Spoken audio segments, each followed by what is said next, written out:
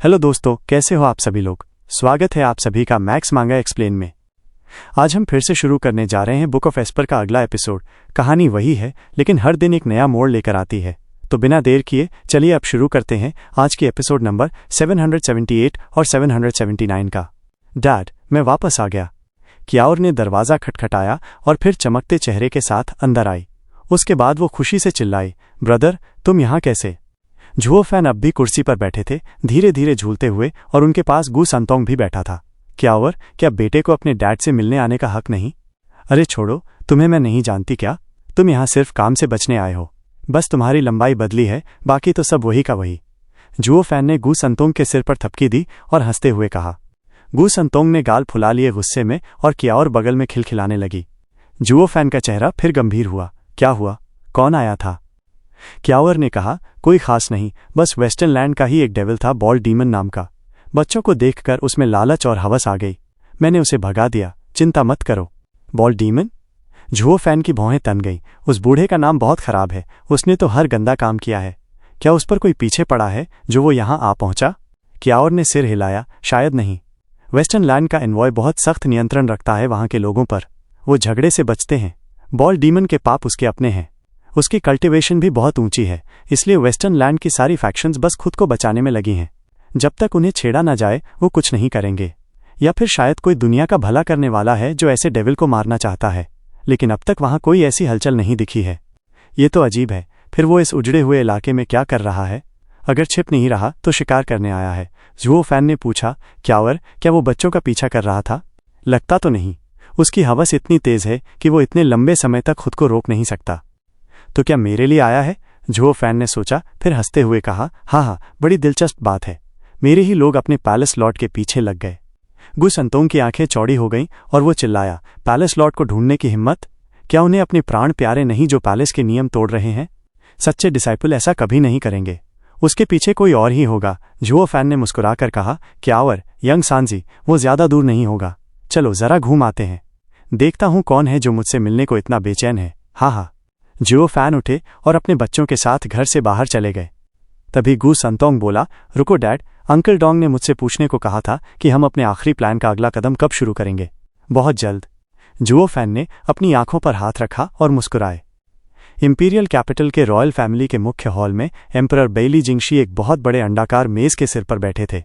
उनके पास prime minister बाइली जिंगवे थे और फिर 9 स्वॉर्ड किंग्स बैठे थे। बस आखिरी कुर्सी खाली थी। सभी की नजरें उसी खाली कुर्सी पर थीं। सब बेसब्र दिख रहे थे। सबसे पहले शंगवान फेयून बोल पड़ा, अब भी खुद को क्राउन प्रिंस समझता है क्या। ये भी कोई बात हुई। धीमी पदचाप की आवाज आई, फिर एक जानी पहचानी परछाई नजर आई। लो नाम स्वॉर्ड किंग, आखिरकार आपने हमें दर्शन दिए। आपके बिना तो शुरुआत ही नहीं हो सकती थी। हा। शंगवान फेयून ने ताना मारा। बाकी स्वॉर्ड किंग्स के चेहरे पर भी हंसी थी, लेकिन मजाक उड़ाने वाली। सिर्फ बाइली जिंगशी ने लंबी सांस ली। वो आदमी आखिरकार उस खाली कुर्सी पर बैठ गया। अब वो क्राउन प्रिंस नहीं था, अब उसका नाम था स्वॉर्ड किंग जिंगटियन। आधिकारिक तौर पर उसे कहा जाता था स्वॉर्ड किंग जिंगटियन, लेकिन बाकी स्वॉर्ड किंग्स ने उसे लो नाम स्वॉर्ड किंग कहना शुरू कर दिया था, क्योंकि झुओ फैन की आग ने उसका एक हाथ छीन लिया था। बाइली जिंगटियन उदासी से अपनी खाली आस्तीन की ओर देख रहा था। क्राउन प्रिंस को राजगद्दी संभालनी थी, लेकिन अब जब एक हाथ नहीं रहा तो वो ताकत नहीं रह गई। अब वो सिर्फ एक और राजकुमार रह गया था। बाइली जिंगशी का चेहरा दर्द से भरा था और प्राइम मिनिस्टर बाइली जिंगवे सिर हिला रहा था। क्या बेहतरीन बीज था, बर्बाद हो गया। अब जब स्वॉर्ड किंग जिंगटियन मौजूद हैं तो 10 स्वॉर्ड किंग की बैठक शुरू की जाए।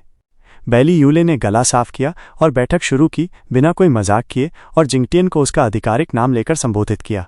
प्राइम मिनिस्टर बाइली, इस सभा का उद्देश्य क्या है।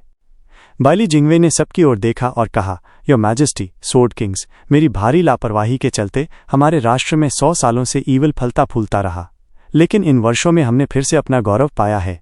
सेना फिर से मजबूत हो चुकी है, जनता सुखी है, लेकिन अब एक ऐसा संकट सामने है जो हमारे राष्ट्र का अंत कर सकता है। सब चुप हो गए, इंतजार करने लगे कि अब क्या कहेंगे। क्या आप सबको याद है 100 साल पहले के युद्ध में वो एक महान प्रतिभा जो उभरी थी, जिसने पहली बार मुझे हार का स्वाद चखाया और बाइली नाम को कलंकित किया। झुओ फैन, बाइली जिंगटियन ने दांत पीसते हुए कहा। बाकी सभी की नजरें गंभीर हो गईं सिर्फ उसका नाम सुनते ही। बाइली जिंगवे ने सिर हिलाया। यही वो प्रतिभा थी जो राजनीति और युद्ध दोनों में माहिर था। उसी ने हमारी राष्ट्र की एकता की योजना नाकाम कर दी थी। मैं सच कहूं तो उसे पूरा सम्मान देता हूं, क्योंकि वो अकेला आदमी था जिसे मैं कभी पढ़ नहीं सका। सौभाग्य था हमारा कि वो सी डीमन द्वारा निगल लिया गया। मैं अपने प्रतिद्वंदी को खोने का दुख जरूर मानता हूं, पर उस खतरनाक इंसान से मुक्त दुनिया देखकर सुकून मिलता है। सबने सहमति में सिर हिलाया। परंतु डेविल चला गया, लेकिन उसका जहर फैलता गया और हमारे राष्ट्र को अंदर से खा गया। बाइली जिंगवे की आंखें चमक उठीं और वो चिल्लाया, क्या आप सबको याद है वो कहां से आया था? डेविल माउंटेन, बेली युयुन ने तुरंत जवाब दिया।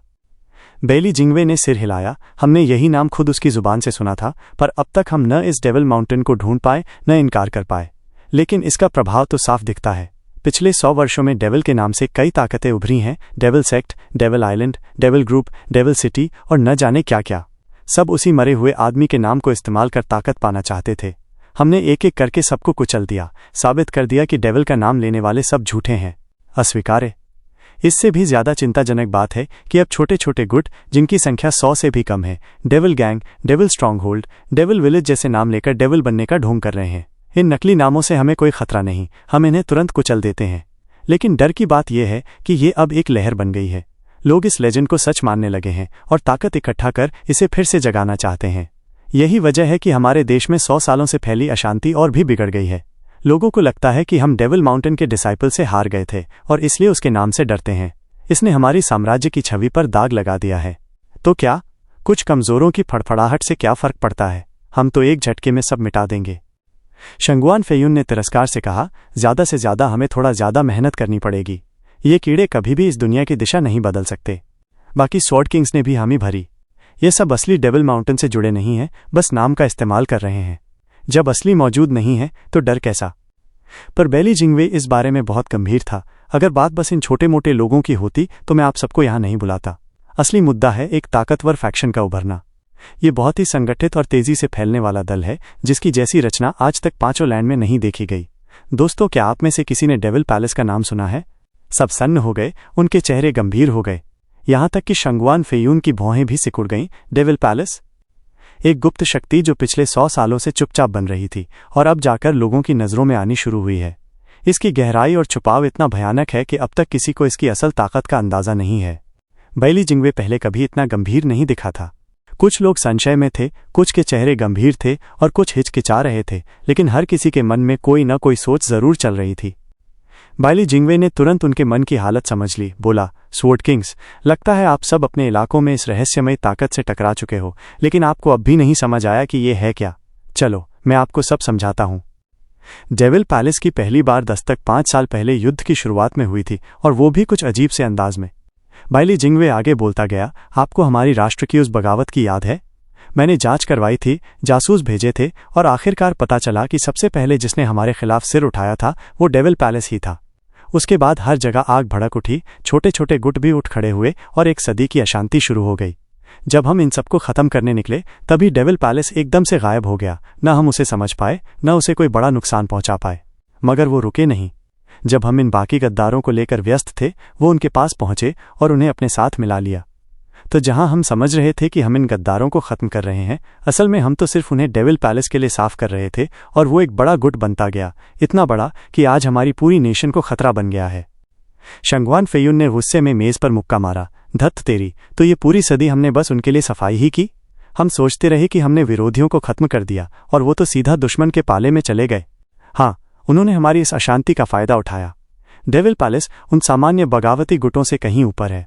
जिदर स्वॉर्ड किंग ने मेज थपथपाई, पर उसके चेहरे पर एक अजीब सी मुस्कान थी। बाकी सभी ने सहमति में सिर हिलाया, चेहरों पर सतर्कता थी। बाइली जिंगवे ने गहरी सांस ली। डेविल पैलेस बहुत ही सतर्कता से काम कर रहा है, पर उन्होंने 5 इलाकों के युद्ध का भरपूर फायदा उठाया। फिर वो धीरे धीरे सदी भर में बढ़ते चले गए। एक अजीब ख्याल आया मेरे मन में, क्या पता ये डेविल पैलेस असल में डेविल माउंटेन की ही एक शाखा हो, और उसके पीछे वही पागल दिमाग हो जो कभी जुओ फैन का था। सभी के चेहरे पर झटका आया, जैसे किसी ने बर्फ डाल दी हो। तुम कह रहे हो कि डेविल पैलेस को उसी ने बनाया था और वो अब भी जिंदा है? नहीं नहीं, वो मर चुका होगा। सी डीमन ने उसे निगल लिया था, लेकिन इन गुटों की शुरुआत में उसी की छाप है। बेली युयुन ने अविश्वास में कहा, पर बेली युयुन ने तुरंत ही उसे काटा। ये सब तो सेंट्रल एरिया में नहीं, बाकी हर इलाके में भी हो रहा है। सबको अच्छी तरह पता है कि 5 इलाकों के युद्ध को किसने दिशा दी थी। वो मास्टरमाइंड मारा जा चुका है, फिर भी डेविल पैलेस इतनी जल्दी कैसे फैल गया? अब ये पूरे लैंड का सबसे बड़ा अंधकारमय फैक्शन बन चुका है, जो हर जगह छिपा है। मैं किसी की बात पर यकीन नहीं करता जो कहे कि इसका जुओ फैन से कोई लेना देना नहीं है। बाकियों के मन में घबराहट घर कर गई। शंगुआन फेयुन ने मुट्ठियां भींच लीं, उस डेविल ने मरकर भी जहर फैला दिया। मरने के बाद भी हमें चैन नहीं लेने दिया। साला, उसको कोसने से कुछ नहीं होगा, डरना चाहिए उससे। शुक्र है कि अब वो जिंदा नहीं है, वरना उसके पास इतने प्यादे होते और ऐसी कोई मास्टर योजना होती कि हम सब बर्बाद हो जाते। बेली जिंगवेई की रीढ़ में सिहरन दौड़ गई और उसने लंबी सांस ली। हार तो सदी पहले हो चुकी थी, लेकिन झुओ फैन का नाम आज भी उसके दिल में डर का बीज बो देता था। बहरहाल, मास्टरमाइंड भले ही गया हो, पर डेविल पैलेस अब हमारे लिए बड़ा खतरा बन चुका है। मुझे पूरा विश्वास है कि बाकी 4 इलाकों में भी यही हाल है। कोई भी अपने इलाके में किसी बाहरी गुट को घुसने नहीं देगा, खासकर ऐसा फैक्शन जो इतना खतरनाक हो। बेली जिंगवेई ने हाथ में एक नक्शा उठाया और सबको दिखाया, जिसमें तरह तरह की लकीरें खिंची थीं। ये 5 इलाकों का नक्शा है, और ये जो लाइनें हैं वो डेविल पैलेस के लोगों की गतिविधियों को दिखाती हैं। मैं उनकी मंशा समझ नहीं पा रहा। ये लोग किसी एक जगह थोड़ी देर दिखते हैं, फिर हमेशा के लिए गायब हो जाते हैं। शायद उन्होंने वहां अपना काम पूरा कर लिया, शंगुआन फेयुन ने पूछा। बेली जिंगवेई ने सिर हिलाया, चेहरा गंभीर था। हाँ, मैंने भी यही सोचा था, लेकिन यही बात और खतरनाक है। आमतौर पर डार्क फैक्शंस छिपते हुए अपनी जड़ें जमाते हैं, ये भी वही कर रहे हैं, पर किस लिए? हमें अंधेरे में रखकर ये लोग क्या करने की सोच रहे हैं, यही सबसे डरावनी बात है। बाकी सब सहमति में सिर हिलाने लगे। इसके अलावा बेली जिंगवेई ने एक और कागज निकाला, जिसमें कुछ जोड़ तोड़ करके बनाई गई स्कीम थी। ये मैंने डेविल पैलेस के पकड़े गए डिसाइपल से पूछताछ के बाद निकाला है। उनके मुताबिक डेविल पैलेस में साफ साफ रैंकिंग होती है। ऊंचे ओहदेदार सीधे नीचे वालों से जुड़े होते हैं। बस एक ही व्यक्ति है जिसे किसी ने नहीं देखा, बस उसका टाइटल ही सबको पता है। डेविल पैलेस का लॉर्ड है डार्क डीमन लॉर्ड। अब तक कोई उसे देख नहीं पाया, बस अफवाहें हैं कि उसकी ताकत बेमिसाल है। उसके नीचे 5 धर्मा किंग्स हैं, बीस्ट, स्पैरो, पावर, फायर और आइस। ये 5 हमारी 9 स्वॉर्ड किंग्स के बराबर माने जाते हैं, शायद कुछ तो उनसे भी ज्यादा ताकतवर हों। इनके नीचे होते हैं सन, मून और स्टार डेविल एमिसरीज, जो अलग अलग डिसाइपल्स को काम सौंपते हैं। फिर आते हैं छोटे छोटे नेता, जो हर इलाके में किसी न किसी रूप में बदनाम और निर्दयी लोग हैं। ये दूसरों के लिए खतरनाक हो सकते हैं, लेकिन हमारे लिए बस कीड़े मकोड़े हैं। सभी के चेहरे चिंता और हैरानी से भर गए। डेविल पैलेस इतना बड़ा हो गया है, तो अब इनके सामने हम ही रह गए हैं। बेली यूलेई ने मेज पर जोर से हाथ मारा। प्राइम मिनिस्टर, ये नक्शा भरोसेमंद है? हमें तो उन इलाकों के लीडर्स भी पता हैं, वे इतनी आज़ादी कैसे देंगे इन जंगली लोगों को? लगता है ये सब डर फैलाने के लिए अफवाह है, ताकि और लोग इनसे जुड़ जाएं। अगर उनके धर्मा किंग्स हमारी बराबरी पर हैं, तो उनका पैलेस लॉर्ड तो पेट्रियार्क के बराबर हो जाएगा। ऐसा तो हो ही नहीं सकता, पर शायद हो सकता है। शंगुआन फेयुन ने गहरी निगाह से देखा। 1 महीना पहले मेरे इलाके में कुछ चुपचाप लोग आए थे। मैं उन्हें हटाने ही वाला था, जब एक जवान लड़का मेरे सामने आया और 300 वार तक बराबरी में लड़ा। बाकी लोग उसे बीस्ट किंग बुला रहे थे। सभी की सांसें थम गई, आंखें फटी रह गई। मन में यही दुआ थी कि ये सब कोई मजाक हो, काश। पर शंगुआन फेयुन के चेहरे पर एक भी शिकन नहीं थी। तो क्या वो धर्मा किंग सच में हमारे जितने ताकतवर हैं? शंगुआन फेयुन ने सिर हिलाया। मुझे तब नहीं पता था कि वो कहाँ से आया है, लेकिन अब पक्का यकीन है कि वो डेविल पैलेस से ही था। और भी एक बात है, बेली जिंगवेई ने कहना जारी रखा। इन दिनों एक कविता फैल रही है। चमकते तेज में तारे दमकते हैं, उनकी रोशनी से सब नहाते हैं, पर जब अंधकार छा जाता है हर ओर, तब तारे भी फीके पड़ जाते हैं। डरो मत, क्योंकि सुबह पास है, एक शांत आगमन जो उम्मीद लाता है। सभी के चेहरे खिंच गए, इशारा साफ था। तो तुम कह रहे हो कि डार्क डीमन लॉर्ड हमारी एम्पायर के एकीकरण की योजना को तोड़ देगा? अंधकार हर पीड़ा को निगल लेता है और जमीन पर बड़ा बदलाव लाता है। बेली जिंगवेई का चेहरा गुस्से में तमतमा उठा। ये कविता पक्की तौर पर डेविल पैलेस की चाल है, ताकि लोगों के दिलों में घर कर सके। स्वॉर्ड स्टार एम्पायर इतनी आसानी से नहीं गिरेगी, लेकिन अफवाहें डर पैदा करती हैं और लोग वही सुनते हैं जो सुनना चाहते हैं। हमें डेविल पैलेस को खत्म करना ही होगा, इससे पहले कि ये कविता हकीकत बन जाए। हालात बहुत गंभीर हैं सब लोग। बेली जिंगवेई ने बेहद गंभीरता से बात खत्म की। बाकी सभी ने सिर हिलाया। अब उन्हें खतरे का असली एहसास हो गया था। उनकी नेशन की ताकत का राज 9 स्वॉर्ड किंग्स ही थे, लेकिन अब डार्क डीमन लॉर्ड के उभरने से उनके दिलों में डर बैठ गया था। शंगुआन फेयुन ने कहा, प्राइम मिनिस्टर, एक बात है जो सालों से मेरे दिल में है, मैं आपसे पूछना चाहता हूँ। इनविंसिबल स्वॉर्ड 100 सालों से कहीं दिखा नहीं है। वो डेविल पैलेस से भी बड़ा मामला है। जब वो लौटेगा तब कोई उसे रोक नहीं सकेगा, है ना? बाकी 9 लोग उसकी ओर देखने लगे उत्सुकता से। बेली जिंगवेई थोड़ा कांप गया और दर्द से चिढ़ गया। पेट्रियार्क पिछले 100 सालों से सिक्लूडेड है, एक ऐसी स्टेज को तोड़ने के लिए जो आज तक किसी मानव ने नहीं छुई। जब पेट्रियार्क बाहर निकलेगा, तब आप देखेंगे सच्ची अपराजय ताकत का जन्म। तो फिर हम अच्छी खबर का इंतजार करेंगे। बाइली जिंगवे के चेहरे पर कोई भाव नहीं था और स्वॉर्ड किंग्स ने भी कुछ नहीं पूछा, बस अपने अपने शक लेकर चुपचाप रह गए। बाइली जिंगवे थका हुआ लग रहा था। एक हल्की सी मुस्कान जबरदस्ती बनाकर उसने कागज समेटा। सब लोग यही हालात हैं। मैं उम्मीद करता हूं कि सभी स्वॉर्ड किंग्स अपने अपने इलाके में लौट जाएं और डेविल पैलेस को और ज्यादा मजबूत होने से पहले ही पीछे धकेल दें। मैं इसी दौरान एक योजना तैयार करूंगा जिससे इस खतरे को हमेशा के लिए खत्म किया जा सके। समय आने पर मैं आपको सूचित करूंगा। प्राइम मिनिस्टर, योर मैजेस्टी, फिर मिलते हैं। शंगुआन फेयून खड़ा हुआ और सिर झुकाकर विदा लिया। बाकी सभी ने भी वैसा ही किया। सम्राट से रहा नहीं गया, वो बोल पड़ा, जिंगवे, 100 साल हो गए हैं, हम अब और नहीं छुपा सकते। सबको शक हो चुका है और जल्द ही सारा सच सामने आ जाएगा। सच बाहर नहीं आना चाहिए। बाइली जिंगवे की भौहें हल्की सी कांपी, उसकी आंखों में चमक आ गई। योर मैजेस्टी, चिंता न करें, मैं वादा करता हूं कि साम्राज्य को शांति और स्थिरता फिर से मिलेगी, और वो भी लंबे समय तक। 10 स्वॉर्ड किंग्स एक एक करके चले गए, पर बाइली जिंगतियन अकेला था। शंगुआन फेयून ने उसके कटे हुए हाथ को देखकर मजाक उड़ाया। जो कभी उत्तराधिकारी था, अद्भुत प्रतिभा का धनी और दूसरा इनविंसिबल स्वॉर्ड कहा जाता था, अब एक सामान्य राजकुमार बन गया है। कितनी बड़ी गिरावट आई है उसके जीवन में। हा हा हा। नसीब ने 9 राजकुमारों की जान ले ली और एक को अपाहिज छोड़ दिया।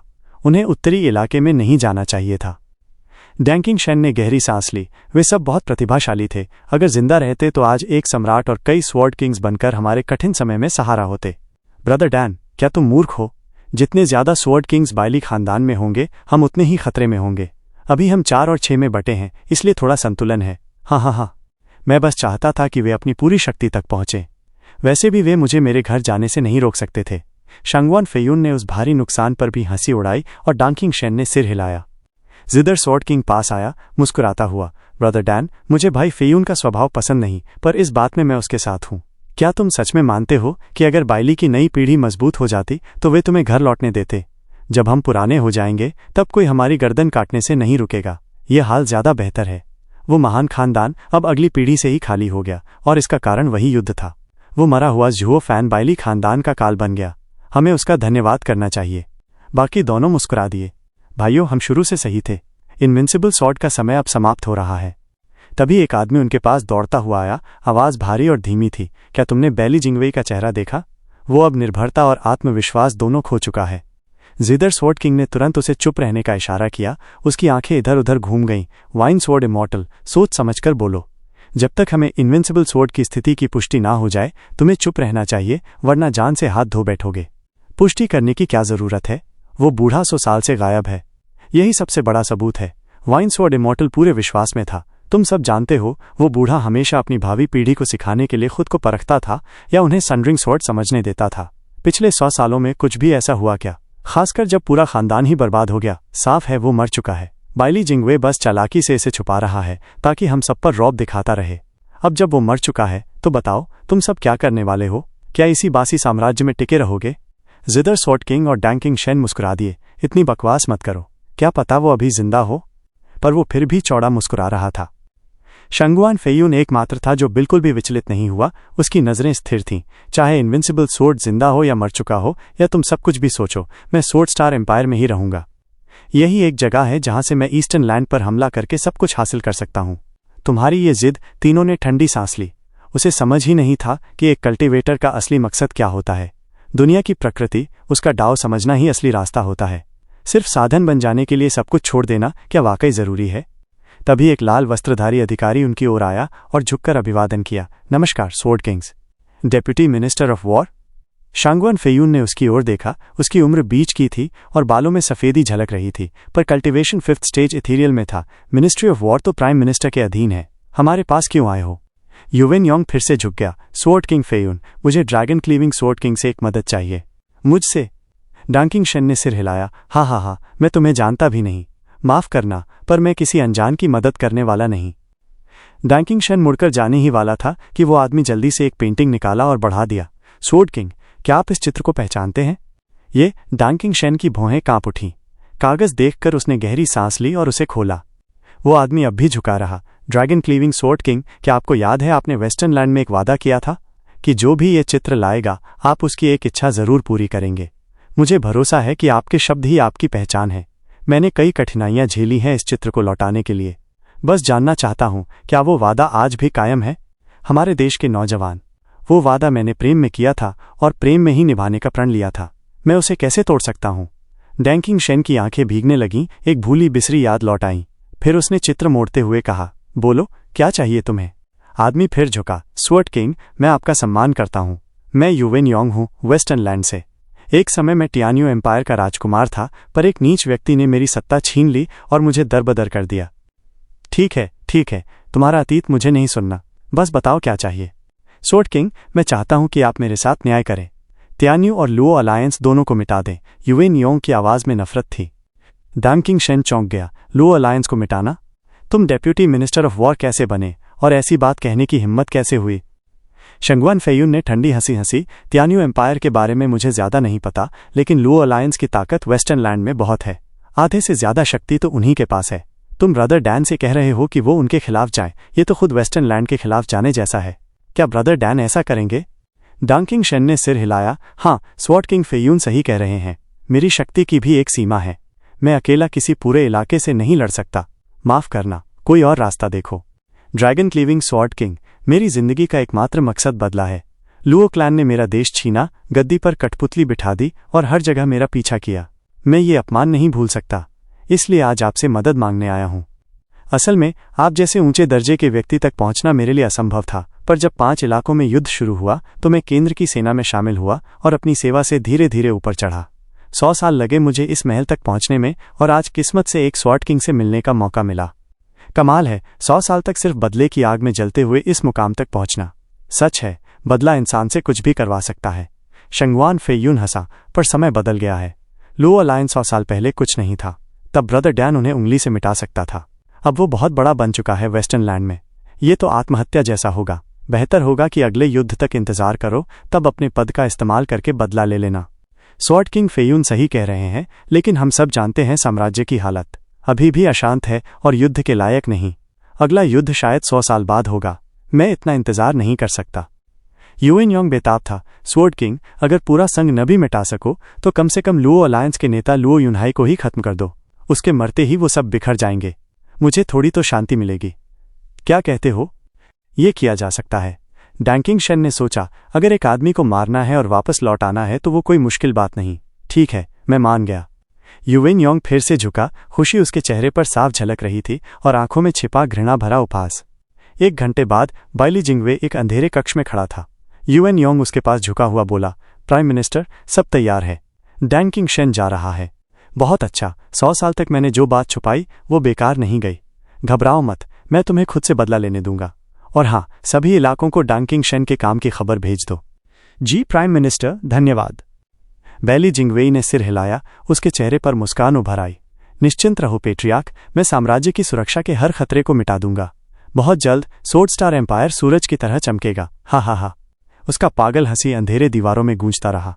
क्या तुम पक्के हो कि डेविल पैलेस लॉर्ड वहीं है? 3 महीने कब बीत गए पता ही नहीं चला। जिदर स्वॉर्ड किंग एक शानदार महल में था। चारों तरफ हल्की रोशनी फैली हुई थी और वो खुद बेहद शानदार पोशाक में सजा हुआ बैठा था। एक बूढ़ा गंजा आदमी उसके सामने घुटनों के बल बैठा था।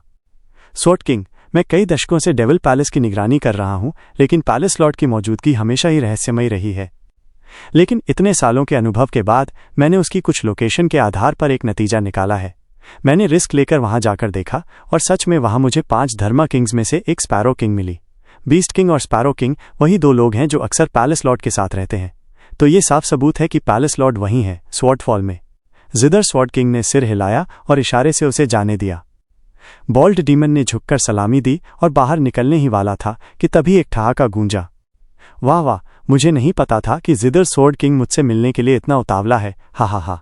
आवाज चारों ओर से आ रही थी। तो इसका मतलब ये हुआ कि तुम्हें मेरी डेविल पैलेस के बारे में थोड़ा बहुत अंदाजा तो है। फिर इतने सालों तक मेरा पीछा क्यों करते रहे? जिदर स्वॉर्ड किंग और बॉल्ड डीमन दोनों चौंक गए। उनके दिल की धड़कन एकदम तेज हो गई। उन्होंने इधर उधर देखा और तभी उनकी नजर पड़ी एक जवान लड़के पर जो आंखों पर पट्टी बांधे हुए जिदर स्वॉर्ड किंग की ही गद्दी पर बैठा था। होठों पर एक शरारती मगर डरावनी मुस्कान। उसके दोनों ओर एक लड़की और एक जवान लड़का खड़े थे। दोनों ऐसे देख रहे थे जैसे शिकार पर नजर रखने वाले बाज हों। उनकी कमर पर टंगे टोकन रोशनी में चमक रहे थे। बॉल्ड डीमन की आंखें फटी की फटी रह गईं। उसने कांपती आवाज में कहा, बी बिस्ट किंग और स्पैरो किंग, तुम ही पैलेस लॉर्ड हो? Dark demon lord of the devil palace? जिदर स्वॉर्ड किंग के चेहरे पर तनाव आ गया। वो अचानक हुए इस प्रकट होने से हक्का बक्का रह गया। जुओ फैन ने सिर हिलाया। अगर तुमने इतने साल मुझे ढूंढने में लगा दिए तो मेरा भी फर्ज बनता है कि मैं खुद सामने आ जाऊं ताकि तुम्हें चैन मिल जाए। हा हा हा। बॉल डीमन के पैर कांपने लगे। पसीना ऐसे बह रहा था जैसे बारिश हो रही हो। उसने जिदर स्वॉर्ड किंग की ओर गिड़गिड़ाती नजरों से देखा। बॉस, ये सब तुमने ही कहा था। अब तुम्हारा इलाका है तो तुम्हें ही बचाना होगा।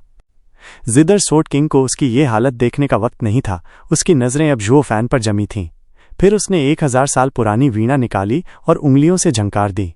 एक मधुर संगीत की लहर निकली और उसी के साथ 7 तलवार ऊर्जा की लहरें जुओ फैन की तरफ बढ़ गईं। कहते हैं कि डार्क डीमन लॉर्ड इस दुनिया की ताकत का शिखर है। अगर आप इजाजत दें तो मैं अपनी मामूली कला से आपको परखना चाहूंगा। 7 notes obscure sword. Ball demon की आंखें चमक उठीं। तुम्हारी हिम्मत कैसे हुई? कियावर गुस्से से चीख उठी, मगर जुओ फैन ने उसे हाथ के इशारे से शांत कर दिया। जुओ फैन सिंहासन पर ही बैठा मुस्कुरा रहा था। उसे हिलने की भी जरूरत नहीं पड़ी। अचानक उसके चारों ओर एक ढाल बन गई। 7 हमले जो एक स्वॉर्ड किंग की शक्ति से भरे थे, ढाल से टकराकर ऐसे गायब हो गए जैसे कभी थे ही नहीं। ढाल तो क्या, एक बाल भी नहीं हिला पाए। कोई 3 साल का बच्चा भी ज्यादा असर करता। जिदर स्वॉर्ड किंग की आंखें हैरानी से कांप उठीं। उसके शरीर में एक सिहरन दौड़ गई। डार्क डीमन लॉर्ड तो राक्षस से भी ज्यादा खतरनाक है। मेरी 7 नोट्स ऑब्सक्योर स्वॉर्ड उसे छू भी नहीं पाई, एक झटके में बेअसर कर दी गई। ये क्या हो गया? बॉल डीमन का मुंह खुला का खुला रह गया। अंदर से पछतावे की आग में जल रहा था कि ऐसे खतरनाक पैलेस लॉर्ड से उलझ गया। जब एक स्वॉर्ड किंग भी उसका कुछ नहीं बिगाड़ पाया तो उसकी क्या बिसात। अब जब सबको पता चल गया कि वो जिदर स्वॉर्ड किंग का जासूस था तो उसकी मौत तय थी और उसका बॉस भी कुछ नहीं कर सकता। उसका रोने का मन करने लगा। जिदर स्वॉर्ड किंग की छाया में जीते जीते उसे लगने लगा था कि वो कुछ भी कर सकता है। उसी घमंड में उसने डेविल पैलेस लॉर्ड और उसके किंग्स को मामूली समझ लिया। सोचा कि ये सब तो बस नाम के डरावने हैं, असली ताकत तो स्वॉर्ड किंग के पास ही है, वरना ये लोग छिपकर क्यों रहते। लेकिन अब सच्चाई सामने थी। ये तो बेमिसाल ताकतवर हैं और तू अपने आप को स्वॉर्ड किंग कहता है जबकि सामने वाले की पलक भी नहीं हिलती।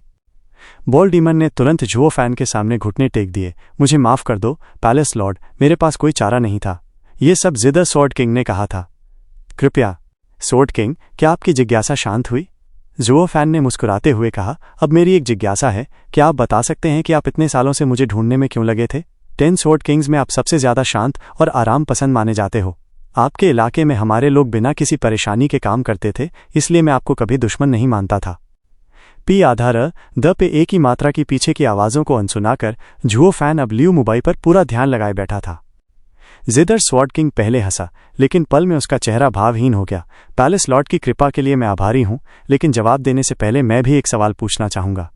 डेविल पैलेस अब पूरे 5 इलाकों में फैल चुका है, तो क्या पैलेस लॉर्ड की मंशा स्वॉर्ड स्टार एम्पायर को गिराने की है?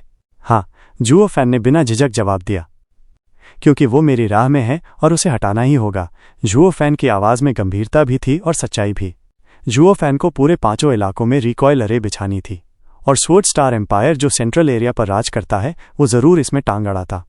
मैं जाकर ये तो नहीं कह सकता कि भाई जरा साइड हो जाओ, मैं कुछ सेटअप लगाकर चला जाऊंगा। इस दुनिया में हर चीज ताकत पर टिकी है।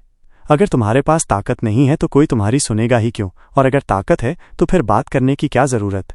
जो चाहिए वो छीन लो। अपने मकसद और अपने रास्ते के लिए जुओ फैन को एम्पायर को गिराना ही होगा। बस सही वक्त का इंतजार था। जिदर स्वॉर्ड किंग ने उसकी आंखों में देखा और सच्चाई पहचान ली।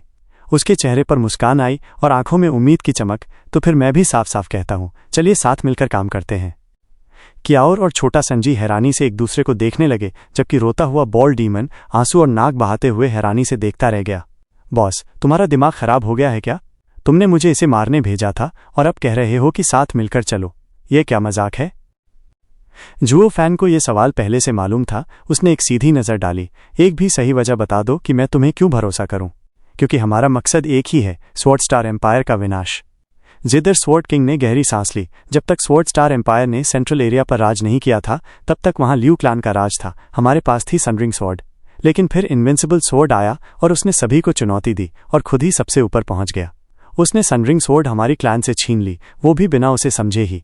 फिर स्वॉर्ड स्टार एम्पायर बढ़ा और पूरे सेंट्रल एरिया को निगल लिया। जो भी खिलाफ थे उन्हें मिटा दिया गया और मेरी क्लैन खत्म हो गई।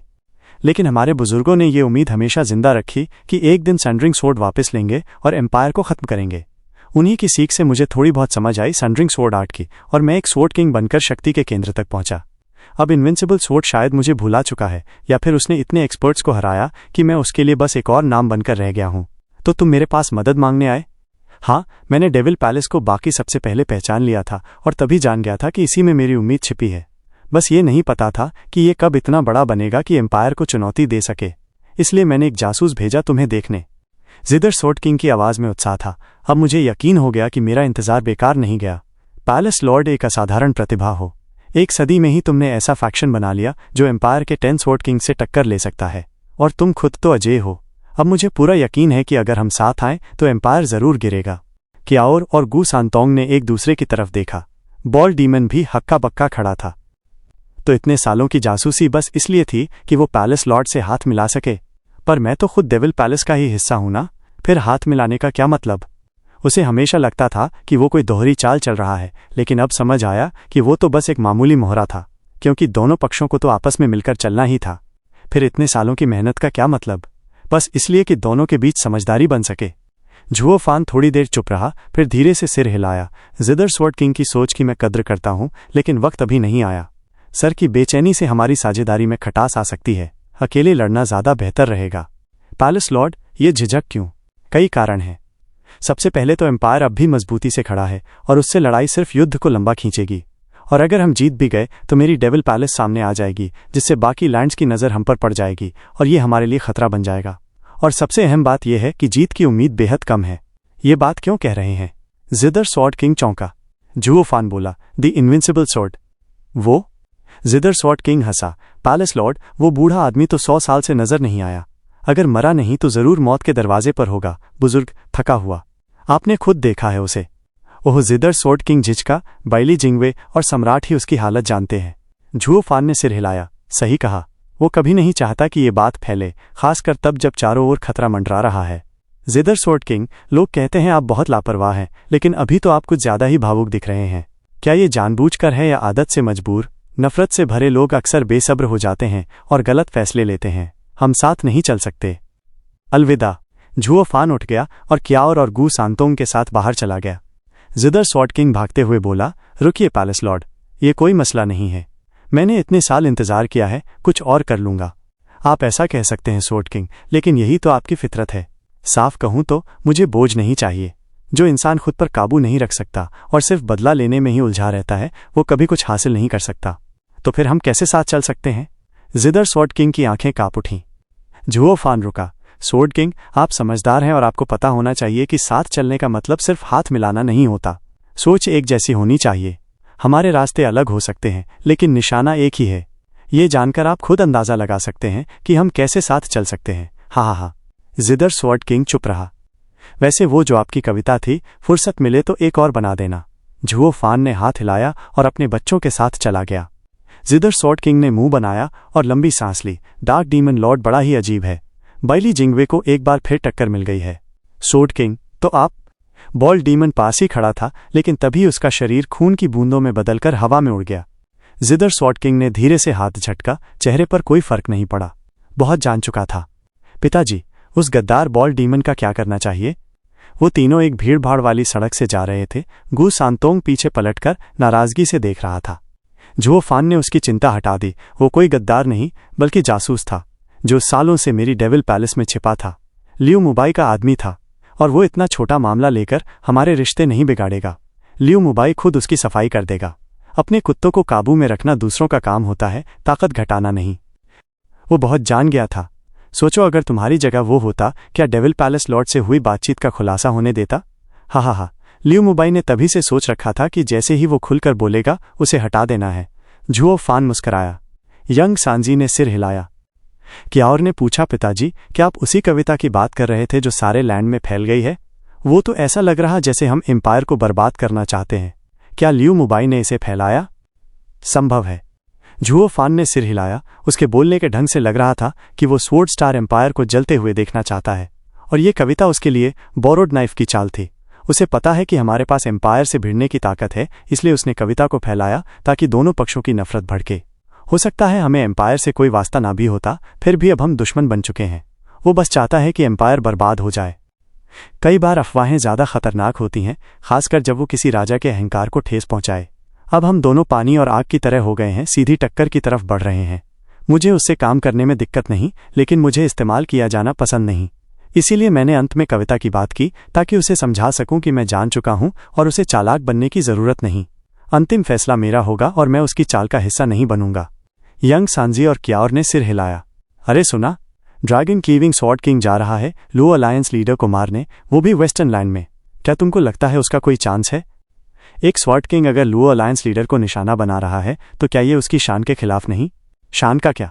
सुना है वो कोई पुराना वादा पूरा करने जा रहा है। कोई उसे वो पुरानी पेंटिंग लाकर 100 साल पहले मरे इंपीरियल परिवार का बदला लेने को कह गया। ये उनका आपसी मामला है। चारों लैंड को खबर है, लेकिन वो दखल नहीं देंगे क्योंकि ये 2 लैंड का मसला नहीं। पर वो वेस्टर्न लैंड का स्तंभ है। अगर वो चला गया तो क्या? वो भी इसी दुनिया का हिस्सा है और कोई भी इंसान पुरानी रंजिशों से नहीं बच सकता। जब एक स्वॉर्ड किंग खुद मैदान में उतरेगा तो चाहे सामने कितने भी सैनिक हों, लुओ अलायंस लीडर की मौत तय है। वो सीधे सिर काटेगा और सैनिकों पर वक्त नहीं गंवाएगा। बिल्कुल। एक बात ने झुओ फान की सोच में हलचल ला दी। झुओ फान का बदन सिहर गया और भौहें सिकुड़ गईं। डंकिंग शेन जा रहा है यूनहाई को मारने? पिताजी, क्या मुझे उसे रोकना चाहिए? यंग सांजी ने पूछा। झुओ फान ने हाथ उठाया। कुछ गड़बड़ है। ये बात सबको कैसे पता चल गई कि डैंकिंग शेन उसे मारने जा रहा है? पिताजी, आपका मतलब? शक वहीं से आता है जहां चाल होती है। डैंकिंग शेन हमेशा चुप रहने वाला रहा है और जिसने उससे ये काम करवाया वो भी ये बात कभी बाहर नहीं आने देता। जीत के बाद ही सबको बताया जाता है। या फिर क्या उसे डैंकिंग शेन की जीत पर इतना भरोसा है? झुओ फान कुछ पल सोचता रहा, फिर बोला, क्याओर, यंग सांजी, जाओ और पता लगाओ कि पांचों लैंड का क्या रिएक्शन है इस खबर पर। मैं खुद जाकर उस बूढ़े को रोकता हूं। मुझे डर है कि ये सब एक जाल है। दोनों ने झुककर कहा, जी पिताजी। ब्लैकविन माउंटेन में लुओ अलायंस का मुख्य अड्डा सजा धजा हुआ था। आज अलायंस लीडर लुओ यूनहाई का जन्मदिन था, लेकिन किसी को भी आसन्न संकट की भनक नहीं थी। हर कोने से बड़े बड़े एक्सपर्ट्स और नामी मेहमान आ रहे थे। वेस्टर्न लैंड के सारे प्रमुख लोग वहां मौजूद थे। यहां तक कि 9 बड़ी सेक्ट्स भी श्रद्धा दिखाने आई थीं। लुओ अलायंस लीडर, आपको लंबी उम्र और खुशियां मिले। सेक्ट लीडर ली, आइए बैठिए। लुओ अलायंस लीडर, आपने खुद स्वागत करके मुझे बहुत सम्मान दिया। क्लैन हेड जंग, ये तो मेरा सौभाग्य है। आपके जैसे महान व्यक्ति का मेरे जन्मदिन पर आना ही मेरे लिए सबसे बड़ा तोहफा है। हा हा हा। लुओ यूनहाई और यूएर सभागार के सामने खड़े होकर स्टिफ मुस्कान के साथ सभी का स्वागत कर रहे थे। कभी कभी यूएर की ओर देखता और हल्की मुस्कान देता। यूएर, क्या 150 साल की उम्र में ऐसा बड़ा जन्मदिन मनाना जरूरी था? मैंने मना किया था, लेकिन तुमने जिद पकड़ ली और अब देखो कितना झंझट हो गया है। तो किसकी गलती है फिर? यूर ने आंखें घुमाई और उसे तेज नजर से देखा। तुम ही तो थे जो 100 साल पहले से सत्ता के लिए तैयारियां कर रहे थे, और उसके लिए हमें संबंध बनाने की जरूरत थी।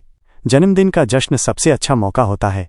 स्टुअर्ट ज्यूग ने खुद कहा था, हर 5 साल में छोटा जश्न, हर 10 साल में बड़ा। हर बार सारे प्रमुख लोगों को बुलाओ ताकि लुओ अलायंस की नेक छवि से लोगों को प्रभावित किया जा सके। हाँ, ये बड़ा जन्मदिन थोड़ा झंझट भरा है, लेकिन असर देखो। इन दशकों में ना सिर्फ लुओ अलायंस तेजी से बढ़ा है, बल्कि तुम्हारी आवाज वेस्टर्न लैंड में दिन ब दिन भारी होती जा रही है। अब तो 9 सेक्ट्स भी डबल ड्रैगन मैनर से ज्यादा भरोसा लुओ अलायंस पर करती हैं। स्टुअर्ट ज्यूग की योजना एकदम कमाल की निकली। लुओ यूनहाई की मुस्कान फीकी पड़ी और वो सिर हिलाने लगा। हाँ, वाकई उनका काम जबरदस्त रहा है। लुओ अलायंस को इतने सारे साथी मिले हैं। बस अफसोस इस बात का है कि तुम्हें ये सब सहना पड़ रहा है। डियर, ये मेरा फर्ज है। यूएर हल्का सा शर्माकर मुस्कुराई। लुओ यूनहाई इधर उधर देखता रहा। अब वो लड़की कहाँ भाग गई? यूएर ने इधर उधर देखा, बड़ी उत्सुकता से पूछा, हाँ, वो कहाँ है? उसका कोई गुफा भी तो नजर नहीं आ रहा। किसे गुफा कह रही हो यूए? एक लंबा चौड़ा अधेड़ उम्र का आदमी मुस्कुराते हुए पास आया। हा हा हा, वो लड़का तो सालों से तुम्हारी बेटी के पीछे ऐसे घूम रहा है जैसे खोया हुआ पिल्ला उसे हटाओ भी तो नहीं हटता। एकदम परछाई बन गया है। क्यों ना अब बात पक्की ही कर दो? यूएर का चेहरा थोड़ा खिंच गया और उसने नाक फुला दी। मन ही मन बोली, तुम्हारे जैसे लड़के को मेरी बेटी का क्या हक? लुओ यूनहाई हंस पड़ा। भाई शिंगयुन, सिफान और जियानशान अभी बच्चे हैं, 2-4 साल और रुक जाते हैं। कैसे बच्चे हैं? लॉन्ग शिंगयुन हंसते हुए बोला, भाई यूनहाई, हमारी दोस्ती तो तियानियों से शुरू हुई थी। हमने मिलकर लुओ अलायंस खड़ा किया। ये दोनों साथ पले बढ़े, एक दूसरे को ही देखते रहते हैं। क्यों ना अब रिश्ते को नाम दे दिया जाए? हा हा हा। यूएर ने गहरी नजर डाली। कौन किसे देखता है? मेरी बेटी तो उसकी तरफ देखती तक नहीं। लुओ यूनहाई बस मुस्कुरा दिया। लॉन्ग शिंगयुन, इतने सालों में भी तुम नहीं बदले। पूरा अलायंस जानता है तुम्हारा बेटा कितना निकम्मा है। वो कैसे लुओ परिवार की शान से मेल खा सकता है? किसने कहा ये? मेरे बेटे को कौन नीचा दिखा रहा है? लॉन्ग शिंगयून गुस्से से भड़का और सामने वाले को घूरा। अरे तू कौन होता है? तू तो अलायंस का हिस्सा भी नहीं है, बीच में मत पड़। एक ठंडे चेहरे वाला अधेड़ आदमी पास आया। उसकी मूंछें 2 भागों में बंटी थीं और आंखें चमक रही थीं। उसकी नजरों से ही दिल कांप उठे। वो था स्वॉर्ड गॉड सेक्ट का हेड वेनरेबल लुओ अलायंस के 7 संस्थापक एल्डर में से एक शी शाओफेंग का बड़ा बेटा शी तियानशांग। उसने पहले लुओ युनहाई को आदरपूर्वक नमस्कार किया, फिर लॉन्ग शिंगयून की तरफ देखा। मैं नहीं सही, पर मेरे पिता तो अलायंस का हिस्सा हैं। मेरा बेटा भी यहीं पला बढ़ा है। बाकी बातें अलग, पर शादी की बात है तो मुझे अपनी बात कहनी ही पड़ेगी। तेरा इससे क्या लेना देना? सब लेना देना है। मेरा बेटा लुओ परिवार की बेटी की बहुत इज्जत करता है। शी तियानशांग ने फिर हाथ जोड़ लिए। भाई युनहाई, मैं तलवारों में डूबा रहा और बेटे को सही राह नहीं दिखा पाया। आपका शुक्रिया, आपने उसका ख्याल रखा। अब वो बड़ा हो गया है तो मैं एक पिता होने का फर्ज निभाना चाहता हूँ। उसकी सच्ची भावना को देखकर मैं आपकी बेटी का हाथ मांगता हूँ। लुओ युनहाई और यूएर दोनों ने नजरें नीची कर लीं। एक और रिश्ता आ गया। लॉन्ग शिंगयून ने कटाक्ष किया। तो ठीक है, मैं ज्यादा जोर नहीं डालूंगा भाई युनहाई, फिर बाद में बात करते हैं। कौन कहता है तय हो गया। हट जा सामने से। शी तियानशांग ने उसे एक तरफ धकेला और खुद अपनी बात रखने लगा। लॉन्ग शिंगयून ने उसे लात मारते हुए जवाब दिया, तू तियानियों छोड़ चुका है, फिर भी तियानियों के मामलों में टांग अड़ाता है। दोनों पुराने यार आपस में बकझक करने लगे। मारपीट नहीं हुई, मगर नजारा किसी तमाशे से कम नहीं था। लुओ युनहाई ने सिर हिलाया। लाचार। स्वॉर्ड गॉड सेक्ट का सेक्ट लीडर आ गया है, घोषणा हुई और वेन ताओ मुस्कुराता हुआ नमस्कार करते हुए पहुंचा। थोड़ा हैरान होकर बोला, अरे वेनरेबल सी, ये क्या? Senior brother. शी तियानशांग का चेहरा खींच गया और उसने झगड़ा बंद कर दिया। वेन ताओ ने दोनों को देखा और खिलखिलाकर हंसा। हा, क्या माहौल बना रखा है वेनरेबल शी। अब तो तुम अपने घर पर बड़े मस्त दिख रहे हो। सेक्ट में तो बड़े सख्त दिखते थे। शी तियानशांग ने आंखें घुमाई, लेकिन चेहरे पर मुस्कान थी। सेक्ट लीडर वेन, कितने साल हो गए? लुओ युनहाई ने हाथ जोड़े। वेन ताओ ने इशारा किया। अरे छोड़ो ये औपचारिकताएं, हम सब तो भाई हैं। आज भी याद है जब लुओ परिवार ने 5 लैंड्स की लड़ाई में मुझे बचाया था। ये तो हमारा फर्ज था। लुओ परिवार 9 सेक्ट्स में शामिल हुआ तो वो आपके ही समर्थन से। वो सब हमने झुओ भाई के लिए किया, पर आपने मेरी जान बचाई, वो एहसान सबसे बड़ा है। तभी से हम एक परिवार हैं। भाई लुओ, बधाई हो। लुओ युनहाई ने उसी सच्चाई और खुशी से हाथ जोड़कर धन्यवाद दिया। हेलियन फ्लेम सेक्ट के सेक्ट लीडर यानमो और अल्टीमेट क्लैरिटी सेक्ट के सेक्ट लीडर वू किंगक्यू आ गए हैं। दोनों हल्के कदमों से आए। वू किंगक्यू हंसते हुए बोला, भाइयों, सब यहीं हैं। हम थोड़े लेट हो गए, तो चलो मैं शराब से इसकी भरपाई करूंगा। युनहाई, बधाई हो। मैं भी अपना बड़ा जन्मदिन मनाता, पर अब हम सब सेक्ट लीडर्स हैं, दुनियावी रीतियों से ऊपर हैं। कम से कम आज अपने स्वॉन भाइयों से मिलना हो गया। हा। यानमो मुस्कुराया और वू किंगक्यू के साथ आदर से नमस्कार किया। सेक्ट लीडर हुए, मजाक मत करो, अब हम सेक्लूडेड सेक्ट से हैं, आम लोगों की रस्मों का क्या? वेन ताओ ने पूछा, ये लिन का क्या? इतने सालों बाद भी उसका कुछ पता नहीं चला। जुओ फैन के जाने के बाद तो वही वेस्टर्न लैंड का सबसे ताकतवर है। वेन ताओ ने अंगूठा दिखाया। याद मत दिलाओ, जैसे ही युद्ध खत्म हुआ छोटा जूनियर भाई कुछ ही दिनों में गायब हो गया। आज तक कोई खबर नहीं। वेन ताओ ने लंबी सांस ली। जंग के बाद कई सीनियर्स ऐसे ही गायब हो गए, जैसे सबने संन्यास ले लिया हो। नाम या दौलत से कुछ लेना देना नहीं रहा। सबने एक दूसरे को देखा और चुप्पी छा गई। चारों लैंड्स की ताकतें खत्म हो गई थीं। अब तो सेंट्रल एरिया से बहुत पीछे छूट गए हैं।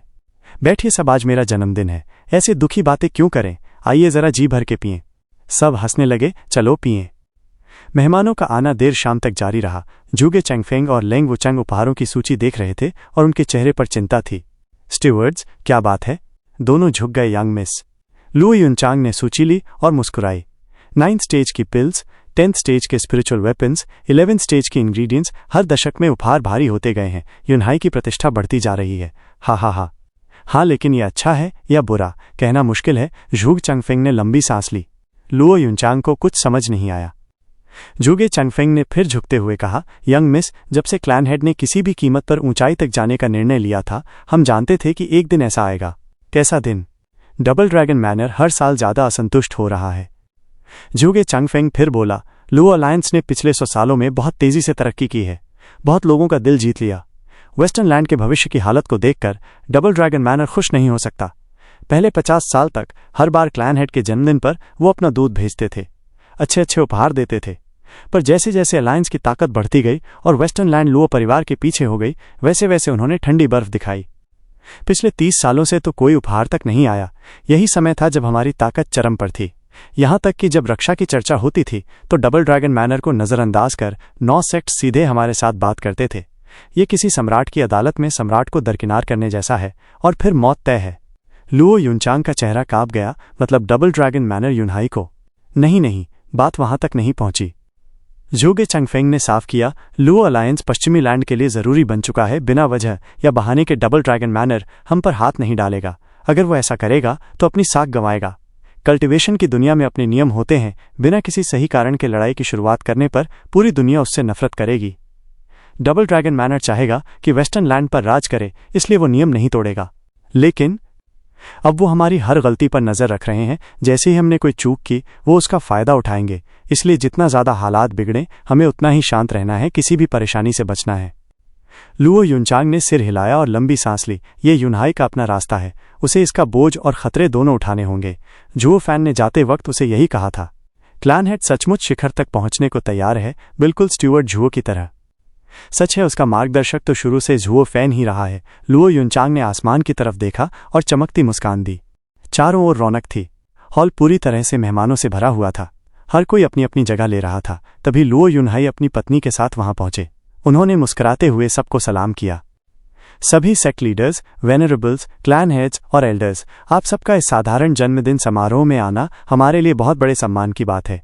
लुओ अलायंस और यहां मौजूद सभी लोग आपका धन्यवाद करते हैं। फिर उन्होंने और उनकी पत्नी दोनों ने झुककर सबका अभिवादन किया।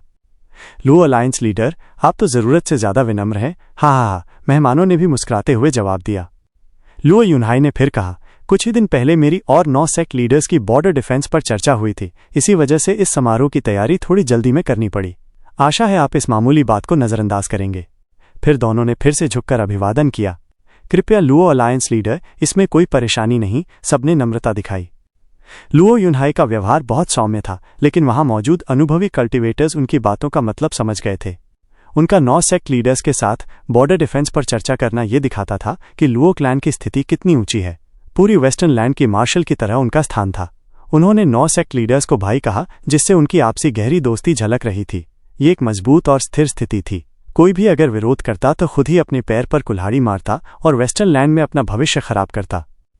लुओ युनहाई की यह घोषणा शक्ति दिखाने वाली थी, लेकिन अंदाज बहुत विनम्र और सौम्य था।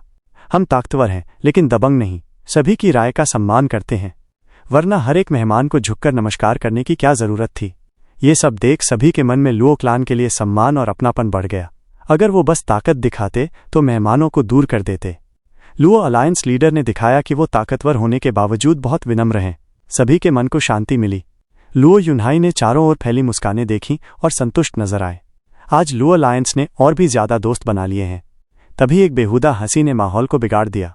हाँ, आज तो लुओ अलायंस लीडर का बड़ा जन्मदिन है, लेकिन मुझे तो बुलाया ही नहीं गया। साहब, आप अंदर नहीं जा सकते। हटो सामने से। बाहर की हलचल के बाद एक 3 मीटर लंबा सफेद बालों वाला बूढ़ा व्यक्ति हॉल में ऐसे घुसा जैसे उसे किसी की परवाह ही नहीं हो। उसके साथ 5 नौजवान थे। सभी का ऑरा बहुत खतरनाक था और वो सभी जेनेसिस स्टेज के थे। गार्ड्स ने उन्हें रोकने की कोशिश की, लेकिन वो बस उन्हें धक्का देकर अंदर घुस आए। कुछ मेहमान चौंक गए और फुसफुसाने लगे। ये क्वीन सोसाइटी हेड किन हाओ है। ये यहाँ क्या कर रहा है? क्या इसका लुओ अलायंस से झगड़ा नहीं है? जरूर हंगामा करने आया है। अब मजा आएगा। सबने चुप होकर दोनों की तरफ देखना शुरू किया। अलायंस लीडर, हमने रोका, लेकिन ये जबरदस्ती घुस आए। ठीक है, तुम जाओ। गार्ड ने आकर सूचना दी, लेकिन लुओ युनहाई ने शांत भाव से उसे जाने को कह दिया। फिर उन्होंने उस बूढ़े आदमी की ओर देखकर हाथ जोड़कर कहा, सोसाइटी हेड क्वीन, इस अनपेक्षित आगमन का क्या कारण है? हाँ, आपको तो बुलाया ही नहीं गया था, तो आप जबरदस्ती क्यों आए? लुओ युनचांग खड़ी हुई और उसकी आंखों में ठंडा गुस्सा था। किन हाओ ने व्यंग्य से हंसते हुए कहा, यंग मिस, तुम्हारी जिद तो मुझे पता थी, लेकिन अपने भाई के जन्मदिन पर भी सम्मान न देना कुछ ज्यादा ही हो गया। वैसे भी हमारे दोनों क्लैन वेस्टर्न लैंड के सबसे बड़े गुटों में से हैं। क्या लुओ अलायंस लीडर को मुझे नहीं बुलाना चाहिए था? मुझे लगा शायद भाई व्यस्तता में निमंत्रण भेजना भूल गए होंगे। कोई बात नहीं, मैं खुद ही आ गया हूँ आपको जन्मदिन की शुभकामनाएं देने के लिए। हाँ, हूफ, हमें तुम्हारे जैसे नकलचियों की कोई जरूरत नहीं। लुओ युनचांग ने ताना मारा। लगता है सोसाइटी हेड क्वीन को भी यही लगा होगा कि भावनाएं एक जैसी होंगी। माफ करना, तुम गलत हो। कई मेहमान अपनी हंसी नहीं रोक पाए। क्वीन हाओ का चेहरा उतर गया। पूरे वेस्टर्न लैंड को पता था कि लुओ क्लान ने सबसे पहले क्लैन अलायंस बनाना शुरू किया था और उसे सबसे मजबूत बनाया। बाकी जो बाद में बने वो सब बस नकलची थे, अस्थिर और नाकाम। किन सोसाइटी ने तो पूरा जोर लगा दिया था लुओ अलायंस की तरह बनने में। लेकिन लोगों की नज़र में जो पहला होता है वही नायक कहलाता है, और जो पीछे आता है वो बस एक कमज़ोर नकल बनकर रह जाता है। क्वीन सोसाइटी सिर्फ इसलिए अब तक टिका था क्योंकि डबल ड्रैगन मैनर उसका समर्थन करता था। लुओ युनचांग की नकलची वाली बात ने किन हाओ को भीतर तक झकझोर दिया। उसका चेहरा पल पल काला होता जा रहा था। अलायंस लीडर लुओ, तो आपने सच में मुझे बुलाने का कोई इरादा नहीं रखा, लेकिन अब जब मैं आ ही गया हूं तो क्या आप एक बुजुर्ग आदमी को बाहर निकालेंगे? ये तो आपकी अलायंस की नीतियों के खिलाफ होगा। बैठिए सोसाइटी हेड क्वीन, एक थाली और लगवाना कोई बड़ी बात नहीं। लुओ युनहाई ने मुस्कुराते हुए इशारा किया। किन हाओ ने घृणा भरी नज़र डाली और बैठने की बजाय बोला, मुझे इसमें कोई आपत्ति नहीं, लेकिन जब अलायंस लीडर लुओ मुझे देखना ही नहीं चाहते तो मैं चला जाता हूं। लेकिन जन्मदिन पर आए बिना उपहार दिए कैसे जा सकता हूं? लोग उपहार लाओ। एक गठीला आदमी झुककर बोला और अपनी रिंग से 3 मीटर लंबा लाल लकड़ी का डिब्बा निकाला। लुओ युनहाई उसे ध्यान से देखने लगे, जैसे उसके इरादे भांपने की कोशिश कर रहे हों। क्वीन हाओ की आंखों में क्रूर चमक थी। उसने हाथ घुमाकर डिब्बा खोला, जिससे एक तेज स्कारलेट रोशनी चारों तरफ फैल गई। आंखें कुछ समय बाद जब उसकी चमक में समाई तो चारों ओर से आश्चर्य की आवाजें उठीं। ये तो 12th स्टेज की स्पिरिचुअल सोर्ड है। ये मेरी ओर से अलायंस लीडर लुओ के लिए उपहार है। एक सच्चे नायक को यही शोभा देता है। कृपया स्वीकार करें अलायंस लीडर, किन हाओ ने व्यंग्य से मुस्कुराते हुए झुककर कहा और आंखों से चुनौती दे डाली। हॉल में फुसफुसाहटों का शोर मच गया। 12th स्टेज की स्पिरिचुअल वेपन बहुत दुर्लभ होती है। इसे कहाँ से लाया? इतनी हाई क्वालिटी स्पिरिचुअल वेपन तो किसी भी लैंड के लिए चमत्कार जैसी है। शायद डबल ड्रैगन मैनर के पास भी। उनके पास? मुझे तो लगता है सेंट्रल एरिया में भी ऐसे कुछ ही होंगे। बाकी लैंड्स में तो एक भी शायद ना हो, और टॉप क्वालिटी तो दूर की बात है। अब सबकी नजरें उस चमचमाती स्कारलेट लाइट पर टिकी थीं। लुओ युनहाई भी थोड़े हैरान थे। क्लैन हेड किन हाओ पार्टी बिगाड़ने ही आया है, इसमें कोई शक नहीं। ये सब डबल ड्रैगन मैनर का किया है ताकि हमारा बढ़ना रोका जा सके। आज क्लैन हेड का जन्मदिन है, और अगर आप शाइन नहीं कर पाए तो क्वीन सोसाइटी का घमंड और बढ़ेगा। लोग उससे जुड़ने लगेंगे। लेंग वुचांग ने धीमे से लुओ युनहाई के कान में कहा। लुओ युनहाई ने सिर हिलाया और देखा कि सारे मेहमान क्वीन हाओ के गिफ्ट से प्रभावित हो चुके थे। वो यहाँ सिर्फ ये दिखाने आया है कि हमारे समर्थक उसे अपनाएं। मुझे उसे यहीं रोकना होगा, वरना लुओ अलायंस हार जाएगा। ये 12th स्टेज की स्पिरिचुअल वेपन दिखाने का मकसद ये नहीं कि हमें नीचा दिखाए, बल्कि लोगों का दिल जीतना है। लेकिन अब वो करें तो क्या करें? लुओ युनहाई ने क्यू यानहाई की तरफ मुड़कर धीमे से कहा, एल्डर क्यू, रिफाइनिंग में तुम सबसे माहिर हो। क्या तुम्हारे पास कोई मास्टरपीस है? क्लैन हेड, रिफाइनिंग मेरा क्षेत्र है, लेकिन मैं सिर्फ 10th स्टेज तक का बना सकता हूं, कभी कभी 11th स्टेज तक। 12th स्टेज की टॉप स्पिरिचुअल वेपन का तो मैं मुकाबला नहीं कर सकता। क्यू यानहाई मुश्किल में पड़ गया। लुओ युनहाई ने गहरी सांस ली और क्वीन हाओ को घूरने लगे, पर उनके पास कोई हल नहीं था। वू किंग ने सिर हिलाया और वेन टाओ से कहा, मैंने सुना था कि अब double dragon manner Luo alliance को पसंद नहीं करता, इसलिए उन्होंने किन सोसाइटी को साथ लेकर उसे रोकने की योजना बनाई। अब साफ हो गया कि अफवाहें सच थीं, वरना इतनी कीमती चीज वे कभी किसी को नहीं दिखाते। गिफ्ट देना तो बहुत दूर की बात है, ये तो जैसे अपनी जान का हिस्सा देना हो। वेन टाओ ने सिर हिलाया और कहा, लोग बस फायदे और नुकसान देखते हैं। 12th स्टेज की स्पिरिचुअल वेपन निकालना और लुओ अलायंस पर वार करना साफ दिखाता है कि अब डबल ड्रैगन मैनर ने कदम उठा लिए हैं। पहले तो कोई था ही नहीं जो डबल ड्रैगन मैनर को चुनौती दे सके। अब जब है तो बदलाव तो आएगा ही। लुओ अलायंस खतरनाक इसलिए नहीं है कि वो ताकतवर बन रहा है, बल्कि इसलिए कि वो सभी लैंड्स के साथ सेक्रेड स्टोन्स को करेंसी बनाकर व्यापार कर रहा है। लुओ अलायंस अब डबल ड्रैगन मैनर से आगे निकल चुका है, जिससे मैनर की अहमियत घट गई है। अब मैनर को वेस्टर्न लैंड पर पकड़ बनाने के लिए अपनी चालें बदलनी ही होंगी। हा, अब समझ में आया क्यों ब्रदर जो ने मुझे कहा था कि डाओ प्राप्त करने के लिए इस सांसारिक भ्रष्टता से दूर रहना होगा। वेन टाओ ने लंबी सांस ली और मायूस नजर आए। एवरब्लू की शानदार आभा जब सब मेहमानों की आंखों में चमकी तो पूरा माहौल जैसे थम सा गया। लुओ युनहाई ने हाथ बढ़ाकर उसे पकड़ा, फिर उस डिब्बे की ओर इशारा किया जिसमें से पायरोक्लाउड की लाल चमक बाहर निकली। मगर तभी देखा गया कि नीली तलवार की चमक और भी ज्यादा तेज हो गई, जैसे वो लाल चमक को निगल रही हो।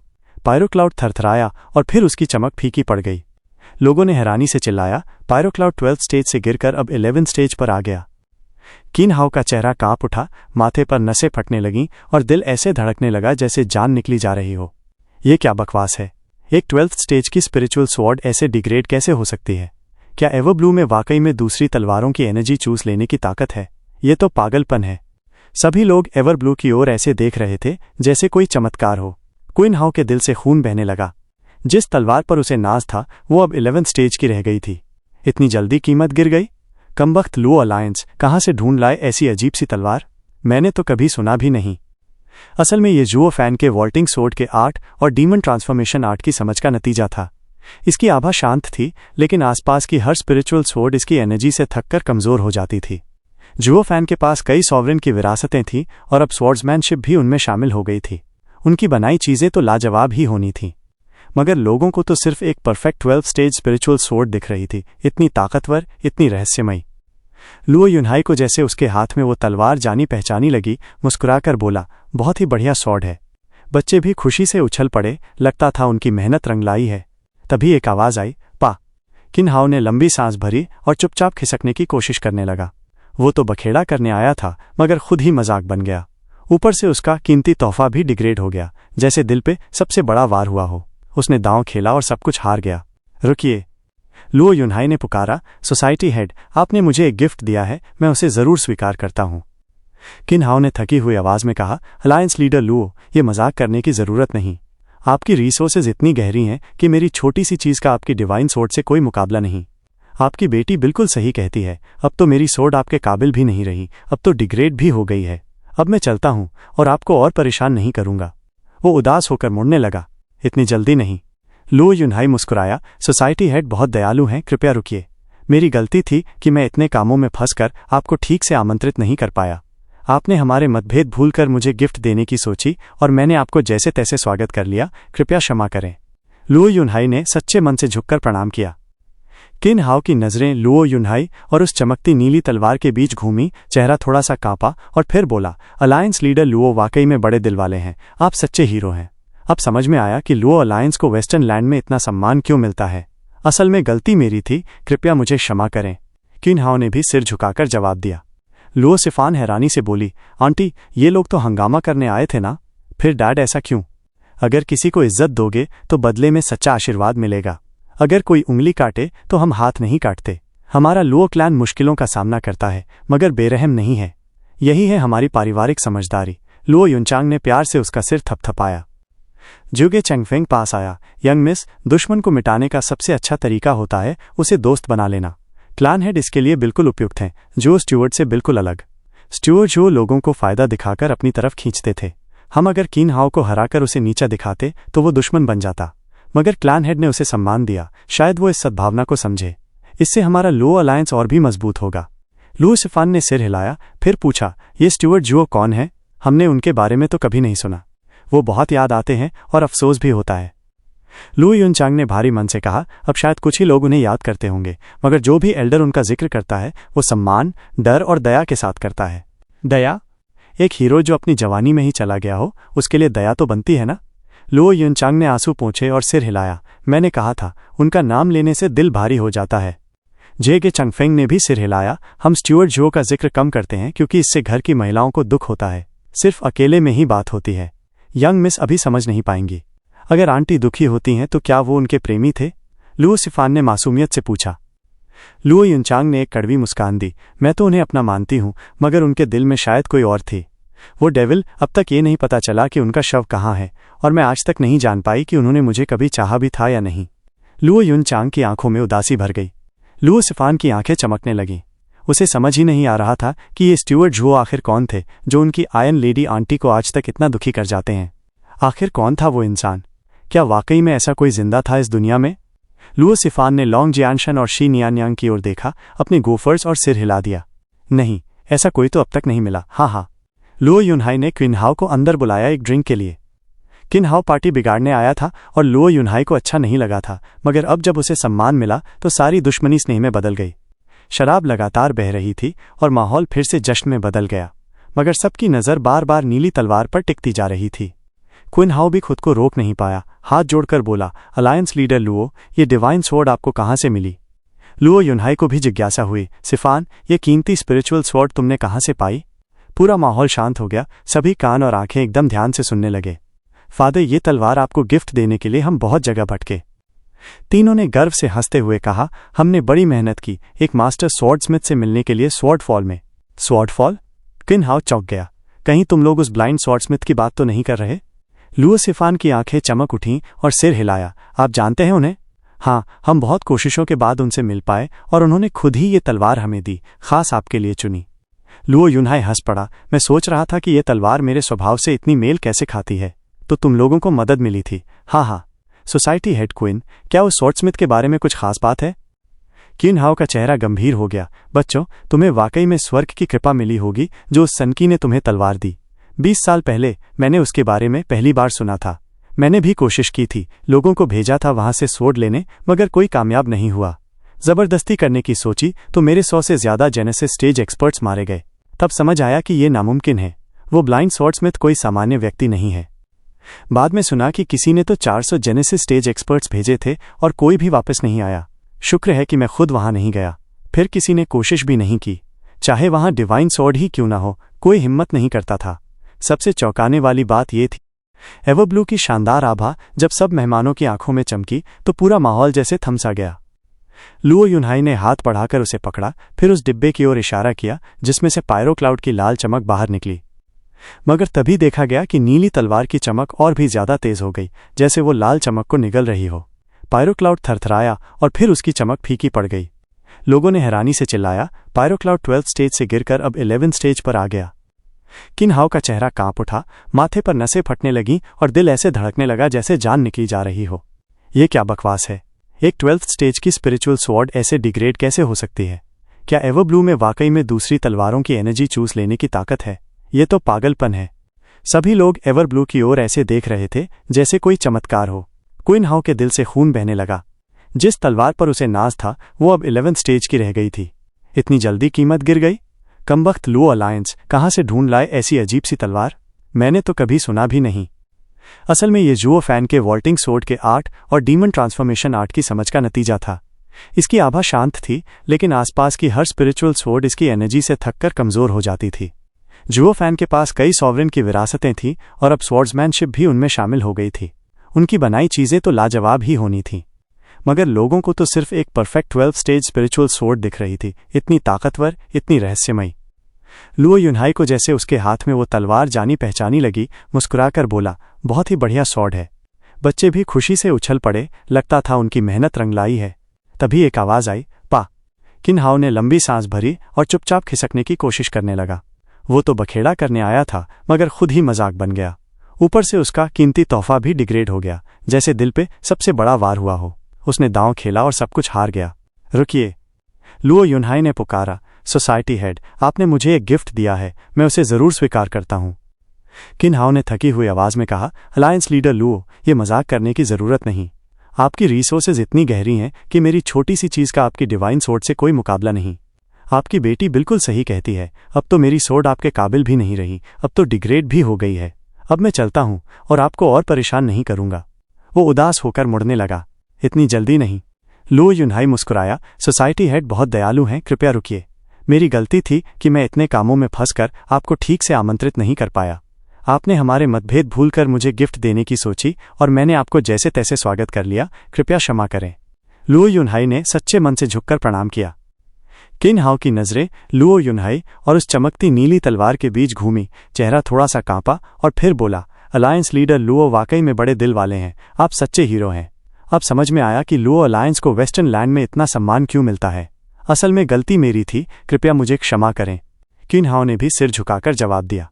लुओ सिफान हैरानी से बोली, आंटी, ये लोग तो हंगामा करने आए थे ना? फिर डैड ऐसा क्यों? अगर किसी को इज्जत दोगे तो बदले में सच्चा आशीर्वाद मिलेगा। अगर कोई उंगली काटे तो हम हाथ नहीं काटते।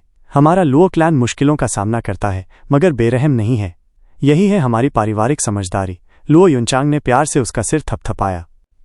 जुगे चेंगफेंग पास आया। यंग मिस, दुश्मन को मिटाने का सबसे अच्छा तरीका होता है उसे दोस्त बना लेना। क्लान हेड इसके लिए बिल्कुल उपयुक्त हैं, जो स्टुअर्ट से बिल्कुल अलग। स्टुअर्ट जो लोगों को फायदा दिखाकर अपनी तरफ खींचते थे। हम अगर कीन हाउ को हराकर उसे नीचा दिखाते तो वो दुश्मन बन जाता, मगर क्लान हेड ने उसे सम्मान दिया। शायद वो इस सद्भावना को समझे। इससे हमारा लुओ अलायंस और भी मजबूत होगा। लुओ सिफान ने सिर हिलाया, फिर पूछा, ये स्टुअर्ट जुओ कौन है? हमने उनके बारे में तो कभी नहीं सुना। वो बहुत याद आते हैं और अफसोस भी होता है। लुओ युनचंग ने भारी मन से कहा, अब शायद कुछ ही लोग उन्हें याद करते होंगे, मगर जो भी एल्डर उनका जिक्र करता है वो सम्मान, डर और दया के साथ करता है। दया? एक हीरो जो अपनी जवानी में ही चला गया हो, उसके लिए दया तो बनती है ना? लुओ युनचांग ने आंसू पोंछे और सिर हिलाया। मैंने कहा था, उनका नाम लेने से दिल भारी हो जाता है। जेगे चंगफेंग ने भी सिर हिलाया। हम स्टुअर्ट जुओ का जिक्र कम करते हैं क्योंकि इससे घर की महिलाओं को दुख होता है। सिर्फ अकेले में ही बात होती है। यंग मिस अभी समझ नहीं पाएंगी। अगर आंटी दुखी होती हैं तो क्या वो उनके प्रेमी थे? लुओ सिफान ने मासूमियत से पूछा। लुओ युनचांग ने एक कड़वी मुस्कान दी। मैं तो उन्हें अपना मानती हूँ, मगर उनके दिल में शायद कोई और थी। वो डेविल, अब तक ये नहीं पता चला कि उनका शव कहाँ है, और मैं आज तक नहीं जान पाई कि उन्होंने मुझे कभी चाहा भी था या नहीं। लुओ युनचांग की आंखों में उदासी भर गई। लुओ सिफान की आंखें चमकने लगीं। उसे समझ ही नहीं आ रहा था कि ये स्टुअर्ट जुओ आखिर कौन थे जो उनकी आयन लेडी आंटी को आज तक इतना दुखी कर जाते हैं। आखिर कौन था वो इंसान? क्या वाकई में ऐसा कोई जिंदा था इस दुनिया में? लुओ सिफान ने लॉन्ग जियानशन और शी नियानयांग की ओर देखा, अपने गोफर्स और सिर हिला दिया। नहीं, ऐसा कोई तो अब तक नहीं मिला। हाँ। लुओ युनहाई ने क्विनहाओ को अंदर बुलाया एक ड्रिंक के लिए। क्विनहाओ पार्टी बिगाड़ने आया था और लुओ युनहाई को अच्छा नहीं लगा था, मगर अब जब उसे सम्मान मिला तो सारी दुश्मनी स्नेह में बदल गई। शराब लगातार बह रही थी और माहौल फिर से जश्न में बदल गया, मगर सबकी नज़र बार बार नीली तलवार पर टिकती जा रही थी।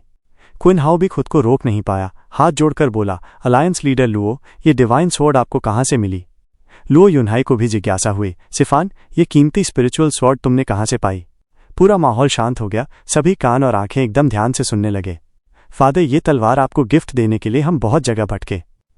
तीनों ने गर्व से हंसते हुए कहा, हमने बड़ी मेहनत की एक मास्टर स्वॉर्डस्मिथ से मिलने के लिए स्वॉर्डफॉल में। स्वॉर्डफॉल?